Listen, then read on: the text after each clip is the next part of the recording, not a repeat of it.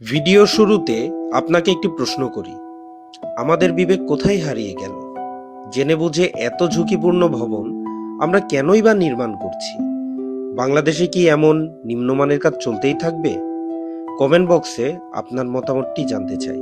সুপ্রিয় দর্শক, আপনারা ভিডিওতে যে কাঠামোটি দেখতে পাচ্ছেন সেই কাঠামোটি ঢাকার একটি স্বনামধন্য আবাসিক এলাকায় 5 কাঠা জায়গার উপর নির্মাণাধীন।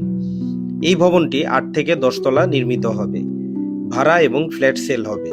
আপনারা ভিডিওতে দেখতে পাচ্ছেন গ্রাউন্ড ফ্লোর ছাদের উপরে যেই কলামগুলো রয়েছে সেগুলোতে রডের জোড়া বা ল্যাপিং 5 ফিট থেকে 6 ফিট দেওয়া হয়েছে।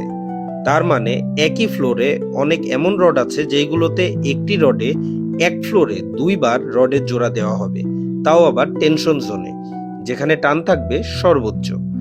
এই কাজের মাধ্যমে ভবনটিকে পঙ্গু বানিয়ে দেওয়া হলো। উদাহরণস্বরূপ ধরেন আপনার পা হাঁটুর নিচে 2 জায়গায় ভেঙে গিয়েছিল।